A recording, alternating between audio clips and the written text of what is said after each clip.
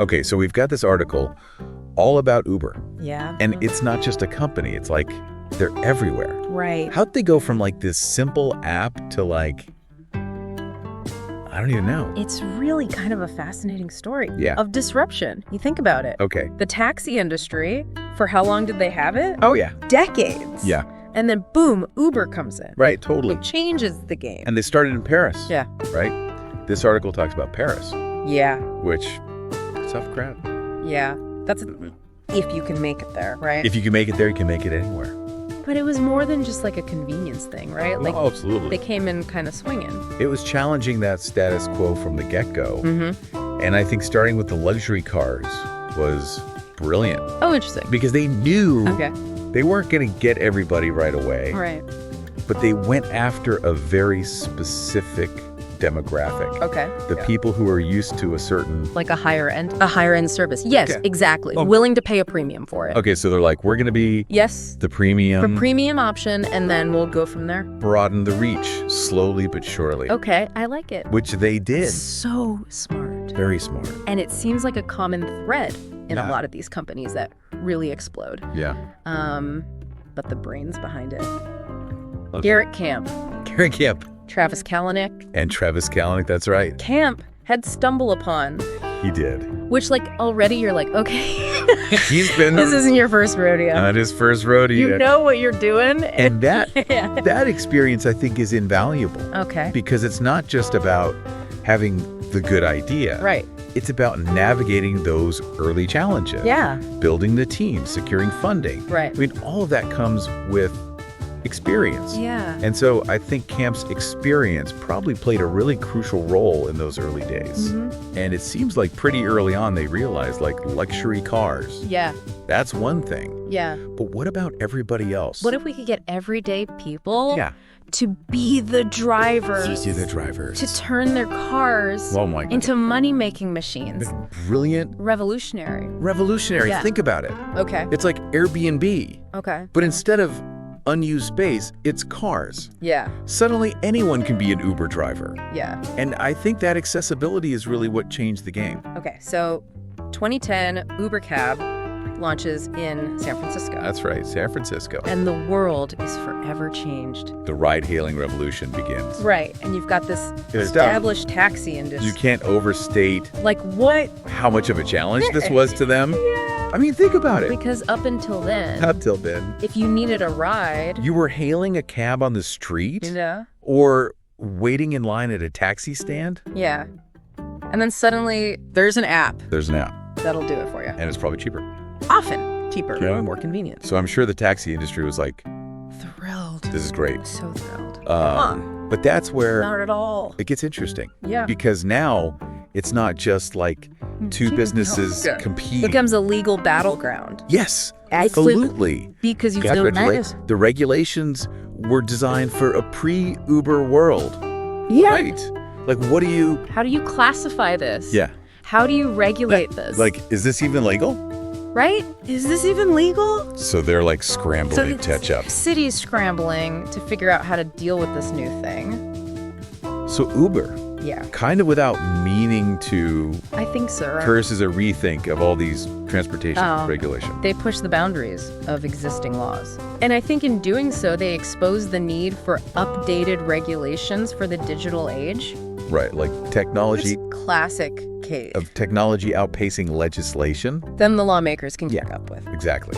And they're just growing globally at this point. Oh yeah. Yeah. Meanwhile, this is all happening as they are. Just popping up everywhere. Popping up in cities all over the globe. It's like, how do you even manage that? And that rapid growth, while impressive, Yeah. brings its own set of challenges. Yeah, of course. Different cities, different regulations, different cultural norms. Oh, totally. Navigating all of that while trying to maintain a consistent brand identity, Yeah. no easy feat. Building the plane as you're flying it. Exactly.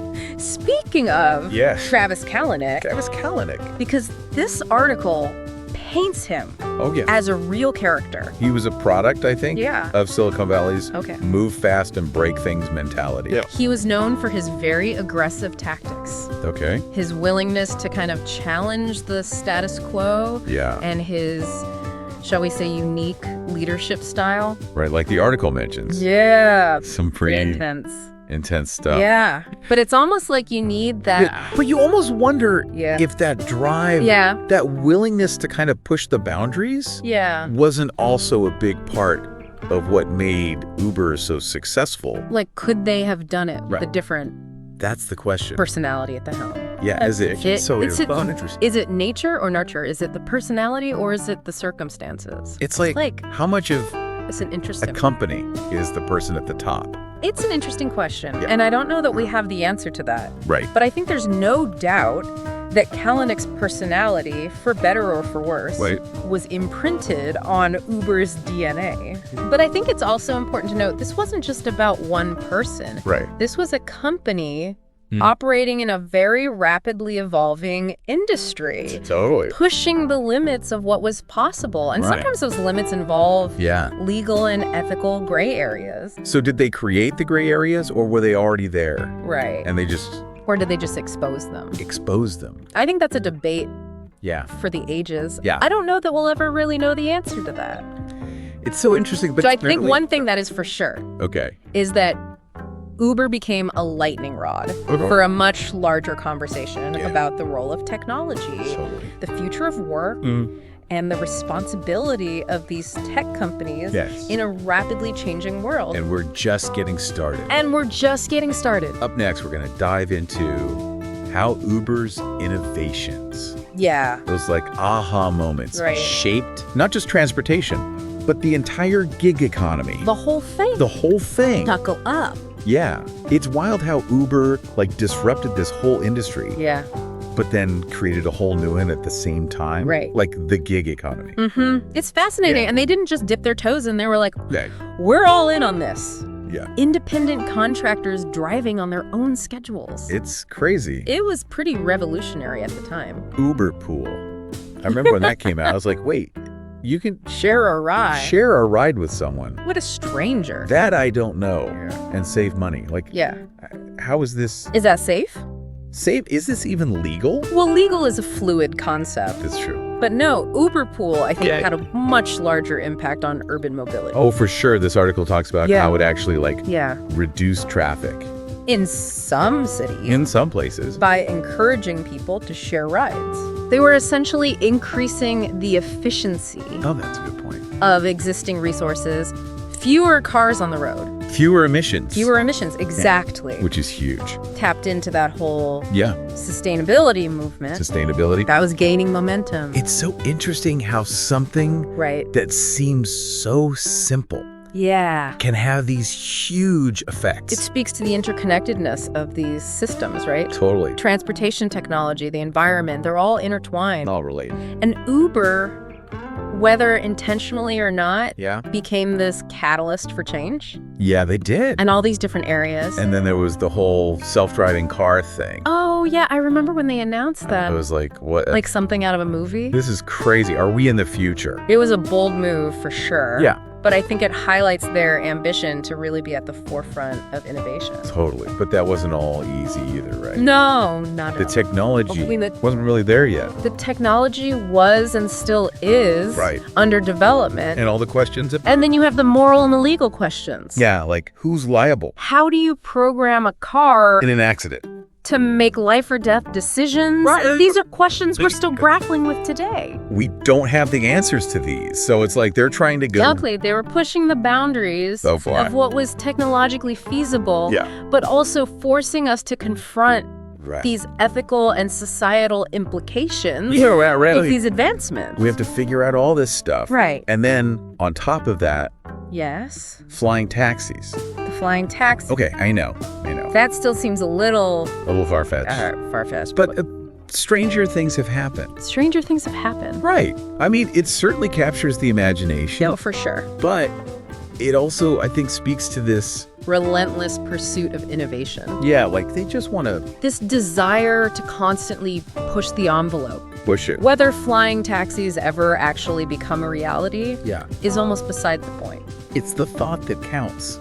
The fact that they're even exploring the concept Okay. shows their ambition. They're like, we're going to disrupt Right, everything. exactly. Like, we're not stopping at transportation. From taxis to food delivery. Uber Eats. With Uber Eats. Yeah. They just seem to keep expanding their reach. Like, what's next? Right. And it all goes back to the gig economy. And it all goes back to the gig economy. Because that's their whole model, right? Because their whole business model relies on it. Reliance on these independent contractors has had, I think, a really profound impact on how we think about work. Because now suddenly there's this other option. Right. It's like you could the flexibility, be your own boss, the ability to be your own boss, make your own hours, earn extra income on your own terms. Yeah. It's appealing. It's very appealing. It's an appealing proposition for a lot of people. Especially like in this economy where everything's so expensive. And it's not just Uber. Right. They were a trailblazer for sure. Yeah. But now you see this model everywhere, replicated across all sorts of industries. Yeah, it's the future. The gig economy is here to stay. Yeah. For better or for worse. But of course, it's not all sunshine and roses. Well, right. Right. This article talks about there are definitely downsides. Like the lack of benefits for drivers. Benefits. The debate about worker classification. Are they employees? Are they not? Right. It's messy. The impact on traditional employment models. Right, because if more people are doing gig work, then it's complicated. The other jobs are going well. It's incredibly complex. Yeah. Because on one hand, you have this new form of work that offers flexibility and opportunity. Flexibility. But on the other hand, right, you have these very real concerns about job security and fair wages and worker rights. Yeah. Nobody's looking out for you. It's a balancing act. Right. And I think it's one that we're still trying to figure out as a society. It's like Uber kind of opened Pandora's box. In a way. And now we have to deal with it. They've forced us to confront the complexities of this new world of work. Totally. Where those lines it's all blurry now. Between employee and independent contractor are increasingly blurred. Yeah, and those are questions, I feel like. And those are going to be debated. We're going to be talking about that for years to come. For a long time. Absolutely. It's like Uber is this. It's like their story. Perfect example. Of what's happening. Of this larger technological revolution that we're experiencing. Technology is moving faster. Where innovation often outpaces. Then we can even process our ability to really fully grasp its long-term consequences. Like we just don't know. We don't know. What's going to happen. Yeah. But with Uber, it wasn't just about the technology or the business model. Yeah. It was just like... There was the drama. No. There were the controversies. The chaos. The sheer audacity of it all. Yeah, they were just like... Yeah.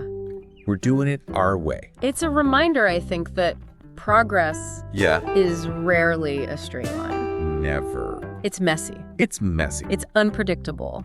And it often comes with these little unintended consequences that you just don't see coming. And speaking of consequences, let's get into some of the bigger ones surrounding Uber's impact on the world. I don't think it's a stretch to say that Uber's reach goes way beyond just like getting from point A to point B now. Oh, yeah. Or even food. They've really changed the game, haven't they? Yeah. I mean, they've changed the way we think about getting around cities, challenged these old school ideas about work, and sparked, I don't know how many conversations about tech's role in our lives. It's true. And I mean, they've even like worked their way into our language. Totally. When was the last time you actually said like, I'm going to hail a cab? Right. You're like, I'm going to Uber. I'm going to Uber. Yeah, it's a verb now. Uber. It's like crazy. Google. Yeah. You don't search, you Google. Yeah. They become synonymous with the actual service. It's wild. It is. Well, we got to talk about like the other side of it. The not so glamorous side. The controversies. Right. Because there were a lot. Yeah, the article gets into those legal battles. Regulatory hurdles. Yeah. Internal issues. It seemed like every other week there was a new lawsuit. Right. It was always something. Drivers, regulators. Someone was upset. It's almost like that breakneck growth came at a cost. Totally. Maybe they weren't always thinking about the rules or how things were normally done. Yeah. And that's what makes it so interesting, right? Definitely. Because how much responsibility do these companies have? It's a tough one. When they're disrupting. Yeah, because on the one hand, you've got this amazing innovation. Right. New services jobs even. Exactly. But on the other... But then, are they playing by the rules? Are there even rules? Sometimes it feels like they're writing them as they go. And making it up. And maybe making a few mistakes along the way. And those mistakes have real impact. you know? Oh, absolutely. On drivers, on passengers, on the cities themselves. Yeah. It's a big deal. So where do they go from here? Right. What's next for Uber? Because they're not slowing down. It sounds like they're going all in on self-driving. Yeah. They want to be the everything app. The everything app. Transportation logistics, you name it. It's ambitious. It is. Yeah. But can they pull it off? That's the question. Can they navigate the regulations, address those ethical concerns, and still be the cool, innovative company? Right, because that's what they're known for. Exactly. It's a tough line to walk. For sure. And it's not just about them either. Right. This is bigger than Uber. It affects all of us. This is about the future of how we move, how we work. All of it. The whole 9 yards. So what's the takeaway here? I think it's that we can't be afraid of progress. Okay. We need innovation disruption even. Yeah. But we gotta be smart about it. Okay. Think about the consequences. Have those conversations. Have those tough conversations. Exactly. Not just companies like Uber. Everyone needs to be involved. All of us. It's on all of us to shape the future we want. And that's what's so fascinating about this whole Uber story. Right. It's not over. It's just the beginning. And who knows what's next? Exactly. Who knows? That's it for our deep dive into the wild world of Uber. Until next time. We'll see you then.